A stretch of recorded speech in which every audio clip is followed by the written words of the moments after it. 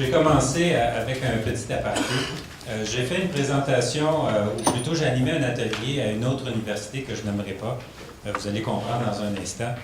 Et on devait prendre une pause à l'heure du dîner. J'ai dit, on va recommencer à 1h30 cet après-midi. Et le doyen du département des sciences me dit, non, absolument pas. On ne recommence pas à 1h30, on va recommencer à 2h. Bon, très bien, on va recommencer à 2h. Si vous voulez recommencer à 2h, on commencera à 2h. À 1h30, j'ai compris pourquoi on ne recommençait pas à 2h. Alors, c'est un professeur, c'est une sommité mondiale. Je ne vous ai pas dit sur quel sujet, c'était sur le sommeil. Et à 1h30, lui dormait dans une chaise parce que... Alors, il est 1h30. Je ne vais pas changer l'horaire, mais cependant, ce que je vais essayer de faire, c'est vous faire voyager un petit peu. Alors peut-être ça va vous garder éveillé si vous n'avez pas pris de café. Alors, ce que je vais faire, c'est que je vais vous parler des leçons que nous avons tirées des autres projets de ville intelligente qu'IBM a menés autour du monde. Alors, je vais en parler un petit peu, mais je vais surtout me concentrer sur les 10 leçons qu'on a apprises. Je vais essayer de les distiller un peu comme ça. Vous allez en reconnaître quelques-unes parce que plusieurs des personnes qui ont parlé ce matin, que j'ai eu l'occasion de voir, ont en fait répété certains des éléments là-dedans. Je ne pense pas qu'il va y avoir beaucoup de surprises, mais pour moi, c'est intéressant de mettre toutes ces leçons ensemble. Alors, pour la première leçon, vous savez, on parlait, en me présentant, on a parlé d'environnement. Je suis sur le comité directeur de la Fondation Suzuki. Je travaille aussi sur le conseil d'administration du projet climatique. Alors, je parle beaucoup de changement climatique et j'essaye de résumer les problèmes environnementaux en 3 groupes. Alors, de résumer d'abord le problème environnemental en 3 domaines, c'est peut-être tiré par les cheveux dans une université, mais je vais le faire quand même.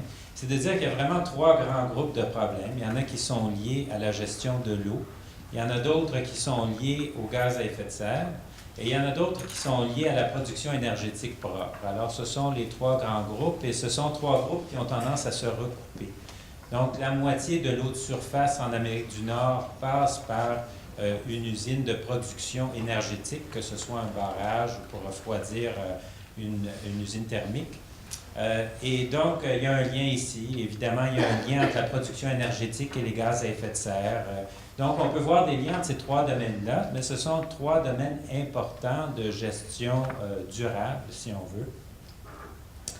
Maintenant, il y a une autre tendance au cours des dernières années. Je ne sais pas si vous vous souvenez ce que vous faisiez le 23 mai 2007. C'était probablement pas très loin d'un long week-end. Vous étiez peut-être au chalet, donc vous n'étiez peut-être pas en ville. Mais le 23 mai 2007, c'est la date à laquelle la planète est devenue une planète de ville plutôt qu'une planète rurale. Donc, c'est la date à laquelle, disons, on a dépassé le cap des 50% d'habitants de la planète qui se trouvaient dans des villes. Donc, c'est une croissance qui se continue, évidemment, depuis cette date-là. C'est très important aussi de garder ça en compte parce que les villes, on commence à reconnaître qu'il y a beaucoup de problèmes dans les villes. Je ne vous dirai pas d'où proviennent ces photos, vous allez peut-être le deviner en regardant en bas à gauche, par exemple. Mais vous allez reconnaître qu'il y a quand même plusieurs problèmes qu'on peut reconnaître dans les villes. Alors, des aqueducs, par exemple, qui ont tendance à vieillir. Une donnée, par exemple, l'âge moyen du réseau d'aqueducs dans le centre-ville de Montréal est de 95 ans. Okay? Ça, c'est l'âge moyen. Donc, il y en a du plus vieux, il y en a du plus récent, il y en a en bois, il y en a en briques, il y en a en tout ce que vous voulez. Mais ça a tendance à vieillir, évidemment, donc c'est quelque chose qu'il faut gérer, mais il y a aussi beaucoup de pertes dans ce système-là, donc une perte d'eau. Il y a aussi le problème des transports. Alors, c'est un problème qu'on voit à l'échelle d'une ville, n'est-ce pas, le problème des transports. Et il y a le problème d'approvisionnement énergétique. Alors, j'ai mis ici pour la tempête de glace, mais il y en a d'autres. En fait, la consommation énergétique des villes a tendance à augmenter tellement que quelquefois l'approvisionnement devient problématique. Il y a des villes dans le nord-ouest des États-Unis qui n'ont plus de place pour rentrer plus d'énergie dans les villes, donc il faut pouvoir baisser la consommation. Alors, il y a un certain jeu là-dedans. Et évidemment, ça, c'est à l'échelle des villes, mais si on regarde à l'échelle nationale ou internationale, les progrès en termes de mitigation de ces problèmes-là ont tendance à avancer plutôt lentement. Alors, on ne va pas accuser les Nations unies d'aller trop vite sur les changements climatiques. n'est-ce pas? Ni d'autres partenaires, même ceux qui veulent aller plus vite, ce n'est pas nécessairement quelque chose de très rapide. Donc, l'échelle qui est peut-être la plus intéressante pour la gestion des problèmes environnementaux reste l'échelle urbaine, l'échelle de la ville, car c'est à cette échelle-là qu'on peut le mieux comprendre, composer avec le problème et le régler. Et je dirais même qu'on ne peut pas régler les problèmes environnementaux sans régler les problèmes environnementaux des villes. Ce sont des partenaires incontournables là-dedans et c'est vraiment un des aspects fondamentaux, si on veut, de la raison pour laquelle on va avoir une ville intelligente et c'est pourquoi je félicite l'inclusion de la notion de ville durable dans le thème du colloque. Alors voici donc la première leçon, les villes sont au cœur de la résolution des problèmes environnementaux.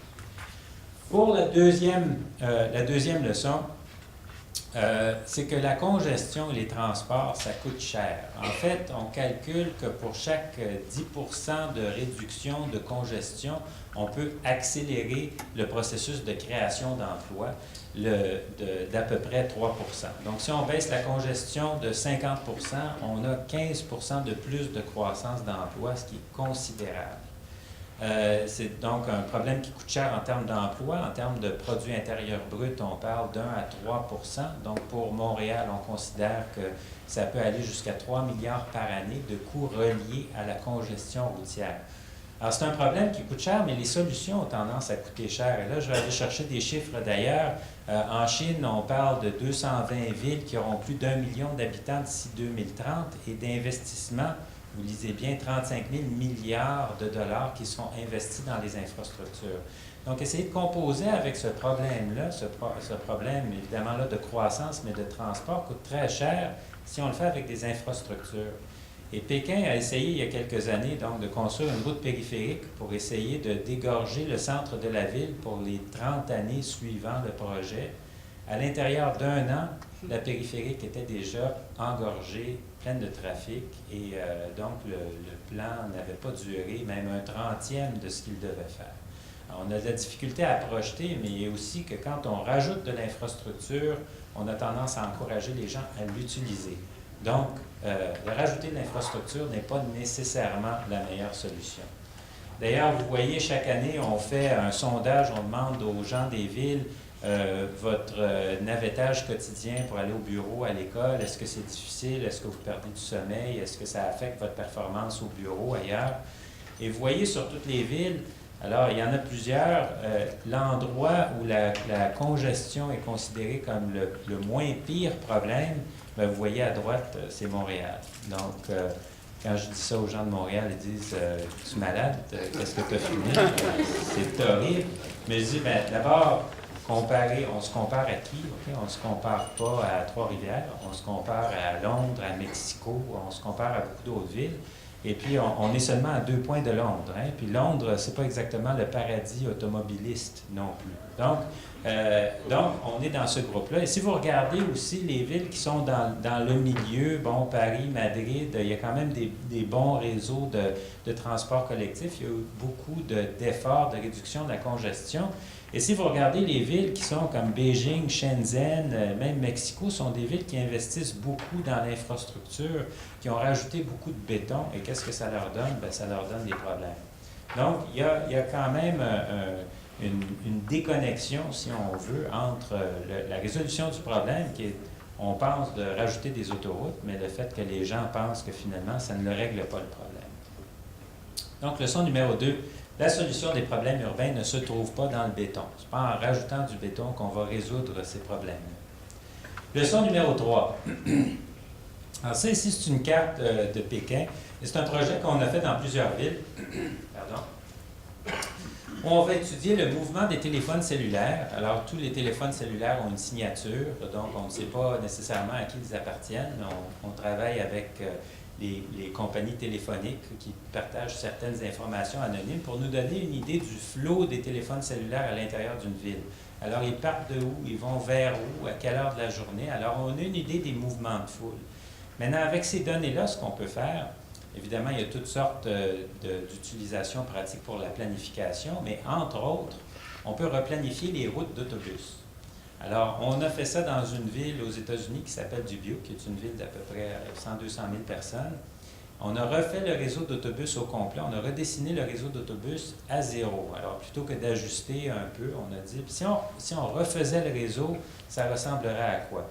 On a redessiné les routes et on a trouvé qu'avec le nouveau dessin, il y avait 30% de moins de coûts d'exploitation. Le temps de navettage descendait en moyenne de 20 minutes et il y avait 30% plus de personnes qui habitaient à l'intérieur du rayon desservi par les autobus. Donc, on gagnait de tous les côtés. Mais pour ça, il fallait aller chercher beaucoup de données et analyser toutes ces données-là.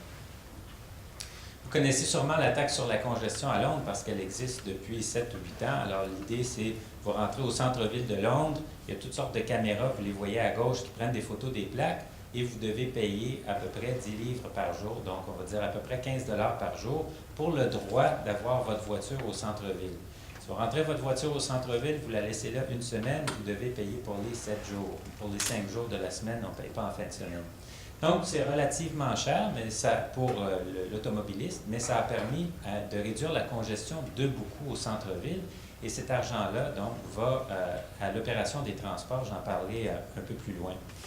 Dans un plus grand rayon autour de Londres, donc pas seulement le centre-ville, mais toute la banlieue. Alors, si on compare, disons, le centre-ville, ce serait peut-être l'équivalent du Vieux-Québec, et ça, ce serait l'équivalent du Grand-Québec.